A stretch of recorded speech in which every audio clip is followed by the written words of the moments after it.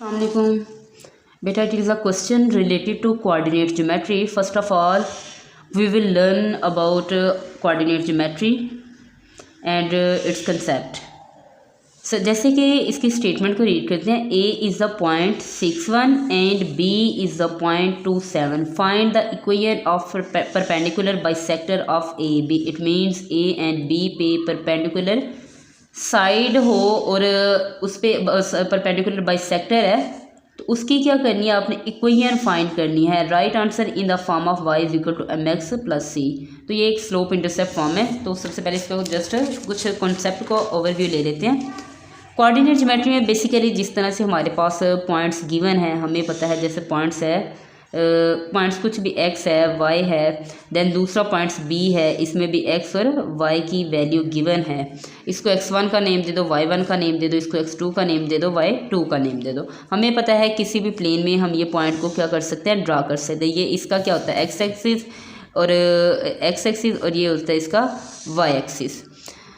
अब अगर बात करें तो सबसे पहले हमें पता होना चाहिए कि कोई भी पॉइंट है तो उसका स्लोप क्या होगा. स्लोप क्या होता है, स्लोप को बेसिकली हम रिप्रेजेंट करते हैं, किसी भी दो पॉइंट्स का स्लोप फाइंड किया जा सकता है.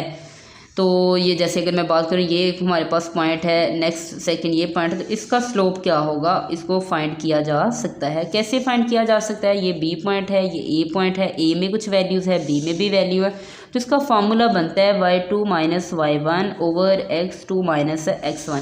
एक तो स्लोप, और इसको रिप्रेजेंट किससे करते हैं, स्लोप अगर मैं लिखूँ तो इस तरह से भी लिख सकती थी कि स्लोप को रिप्रेजेंट करते हैं m से, और m is equal to y2 minus y1 over x2 minus x1. तो ये स्लोप का फार्मूला है.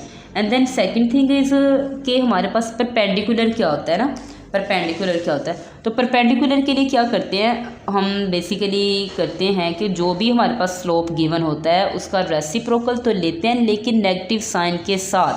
फॉर परपेंडिकुलर स्लोप मैं लिख सकती हूँ कि फॉर परपेंडिकुलर स्लोप. तो परपेंडिकुलर स्लोप के लिए क्या करते हैं कि जो भी स्लोप गिवन है उसका क्या करते हैं, रेसिप्रोकल लेते हैं. इट मीन्स ये 1/m हो जाएगा क्योंकि m है, और 1/m लेकिन नेगेटिव साइन के साथ. फिर ये जब हमारे पास स्लोप आ जाता है, इनमें से एक मिड पॉइंट फाइंड करेंगे. मिड पॉइंट क्यों फाइंड करेंगे, ताकि इक्वेशन हम बना सकें. जैसे कि अगर बात करें, अगर हम मिड पॉइंट, ये तो मैंने स्लोप का पॉइंट फार्मूला बताया, फर्स्ट थिंग वन.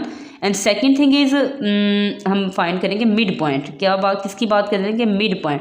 तो किसी भी दो पॉइंट्स का मिड पॉइंट फाइंड करना बहुत इजी बात है. जिस तरह से ये हमारे पास ए है, ये बी है, तो मिड पॉइंट का फार्मूला बेसिकली हमारे पास हम एम राइट करेंगे, और x वाली वैल्यू में x कोऑर्डिनेट को x में ऐड करके, 2 कोऑर्डिनेट है तो 2 से डिवाइड कर देते हैं, y कोऑर्डिनेट को y कोऑर्डिनेट में ऐड करके 2 से डिवाइड कर दें, तो क्या आ जाता है, मिड पॉइंट.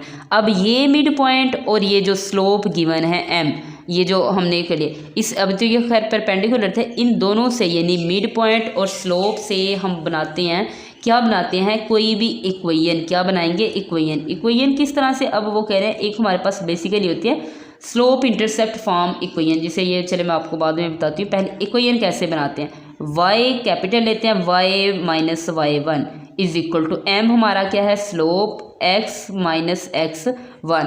अब ये y वाली वैल्यूज़ तो एज इट इज़ ही रहती हैं. y1 और x1 कहाँ से आते हैं, ये हमारे पास आते हैं. ये फर्स्ट पार्ट क्या हो जाएगा, x1, और ये सेकंड पार्ट मिड पॉइंट का क्या देता है, y1. तो ये वैल्यूज़ को सब्सटीट्यूट करेंगे तो हमारे पास क्या आ जाएगी, इक्वेशन. बाकी जो लास्ट थिंग वो थी slope intercept form. Intercept form भी बोल सकते हैं या इसे बोल सकते हैं इक्वेशन. स्लोप इंटरसेप्ट इक्वेशन ये बेसिकली क्या होती है, ये होती है y is equal to mx plus C. It means y कोई ना कोई वैल्यू है, इक्वेशन है, वेरिएबल है, x भी वेरिएबल है, x वेरिएबल के साथ जो वैल्यू एग्जिस्ट कर रही है इसे स्लोप बोलते हैं, और लास्ट c किसको रिप्रेजेंट करे, कांस्टेंट को. अभी इन्हीं कॉन्सेप्ट के अकॉर्डिंग हम क्या करेंगे, इस क्वेश्चन को, इस प्रॉब्लम को क्या करते हैं, सॉल्व करते हैं. तो बहुत इजी क्वेश्चन है. अब वो कह रहे हैं कि इक्वेशन फाइंड करनी है. इक्वेशन के लिए क्या करेंगे, हमें दो चीज़ें रिक्वायर्ड है. क्या कौन कौन सी, एक तो मिड पॉइंट और दूसरा स्लोप है. स्लोप परपेंडिकुलर वर्ड यूज़ किया, तो हम क्या लेंगे, स्लोप का रेसिप्रोकल लेंगे. फर्स्ट थिंग एज पॉइंट्स क्या हैं, पॉइंट्स है हमारे पास, ए पॉइंट है और वो क्या है 6 और 1, और बी पॉइंट क्या है 2 and 7। देन हम फाइंड करेंगे सबसे पहले मिड पॉइंट फाइंड कर लेते हैं।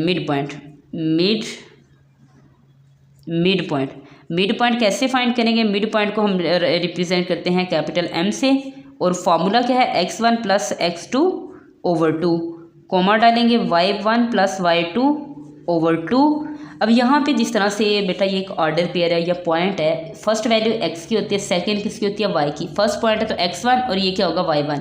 चलिए इधर से मैं लिख भी देती हूँ, ये x1 है और ये क्या है y1। यहाँ पे ये वैल्यू क्या है x2 और ये वाली वैल्यू क्या है y2। तो वैल्यू को सब्सटीट्यूट करें। m = x1 क्या है हमारे पास 6 और x2 क्या है 2/2। देन y1 क्या है हमारे पास 1 और y2 क्या है 7/2। तो मिड पॉइंट की वैल्यू क्या आ जाएगी? Mid point 6 and 2 8/2, 7 and 8/2। It means इसकी जो वैल्यू आएगी मिड पॉइंट की 4 आ जाएगी। 2 4 8, 2 4 8। तो 4 and 4 ये क्या आ चुका है? मिड पॉइंट आ चुका है। क्या आ चुका है? Mid point. अब हमने मिड पॉइंट फाइंड कर लिया क्योंकि हमने इक्वेशन फाइंड करनी है। देन सेकंड स्टेप क्या है? स्लोप फाइंड करेंगे। क्या करेंगे?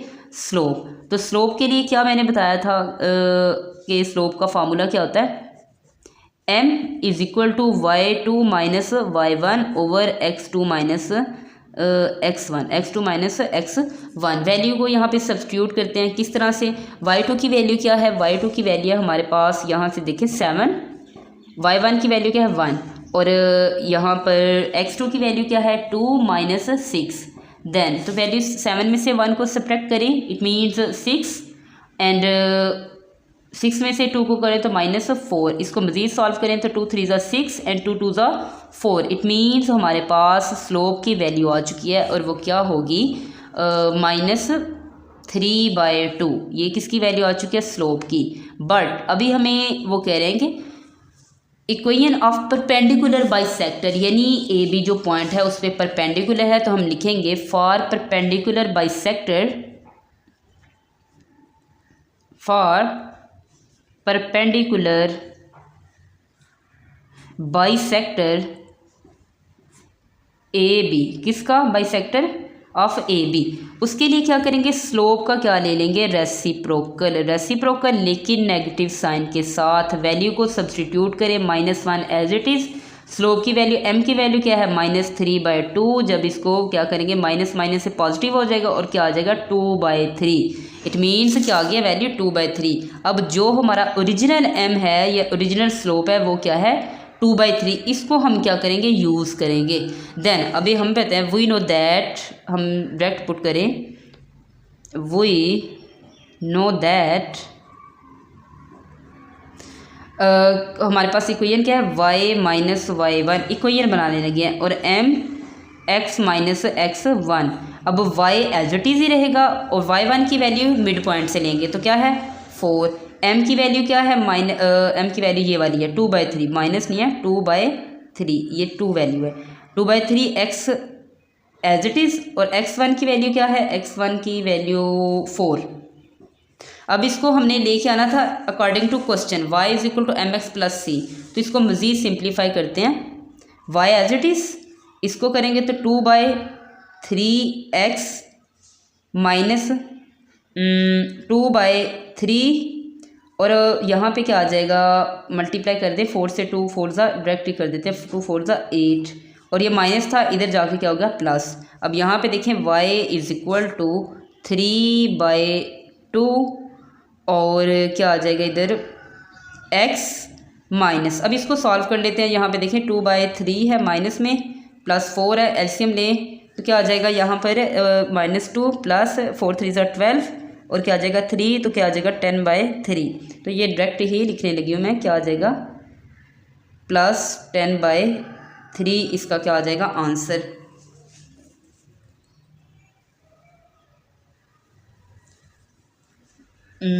ठीक, जस्ट 1 मिनट। यहाँ पे 2 नहीं है क्योंकि 8 है ना, तो मेरे ख्याल से 8 बन रहा है, यहाँ पे मुझे नज़र आ रहा है। तो 8 है, 8 में से अगर निकालें तो क्या आ जाएगा? आई थिंक 4, तो ये 4 बनता है। देखिए ना, 12 में से 4 करेंगे तो 4, तो 4/3 ये इसका क्या होगा? तो यहाँ पे देखें ये इस फॉर्म में बन चुके हैं। y = ये m X plus C is a constant, तो ये हम लिखेंगे required result. Hence required result it means जिस जो हमें फॉर्म चाहिए थी वो रिसीव। तो ये आपने रफ किया है, इसको साइड पे कर दें। ये मतलब इसकी कैलकुलेशन वैल्यूज़ नहीं थी, नीचे इधर ही कर दिया। तो ये 2 क्वेश्चन आई थिंक समझ आ चुकी होगी अच्छे से, इसको रिवाइज़ करने एंड 2 टाइम इसको वॉच करें।